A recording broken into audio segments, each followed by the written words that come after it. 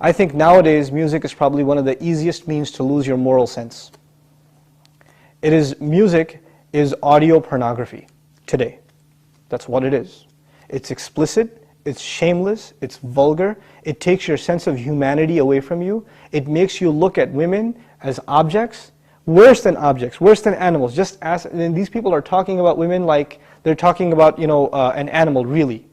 It objectifies women, and especially I've noticed a lot of the brothers that I know of, Muslims, that are really into the hip-hop scene, and they're kind of doing the hifz of the song, right? They're memorizing the song, and they're really good at reciting it with perfect tajweed too, right? And so they do that, and it's just horrible language, horrible, horrific language. The only simple response I have to that, if you have any regard for the Book of Allah, that you really think it's from Allah, بِئْسَ الْإِسْمُ الْفُسُوقُ بَعْدَ الْإِيمَانِ. Even the name, the mention, the word for something bad is terrible once you have faith. قُلْ لِعِبَادِي يَقُولْ الَّتِي هِيَ أَحْسَنُ. Tell my slaves to say that which is the best. So this is the first thing. When you say horrible things, and you say things that are in direct contradiction to the moral gauge Allah gifted us with, then obviously you're deviating from your natural fitrah, your predisposition to turn to Allah. And when you constantly listen to garbage like that, then you get deviated. And you don't find pleasure except in disobedience to Allah, and that's a sign of a sick heart. So one has to distance themselves from this. This is the first step. And I'll tell you, it's my personal analysis, you don't have to take it. But if a person finds listening to the Qur'an annoying, after they've been listening to hip-hop and this and that for a long time, and as soon as somebody puts the Qur'an on in the car, you know what they say?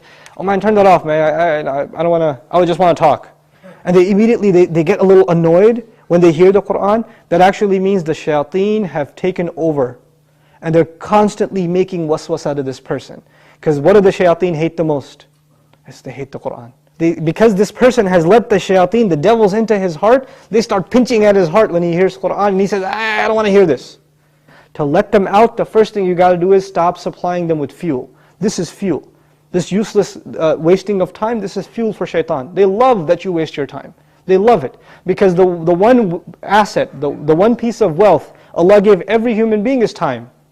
And what is music and TV and YouTube and Facebook and MySpace and like Twitter and whatever else? If you're spending hours and hours and hours on this stuff, what is it except destroying your time? It's taking that one asset away from you. Shaitan would love nothing more. May Allah subhanahu wa ta'ala give you the strength to get away from these temptations. My advice that I keep going over, I can't get enough of giving this advice, find better friends. Find company that is not into these things and try to spend more time with them, and inshallah you'll wean yourself off of these habits. Bi-idhnillah.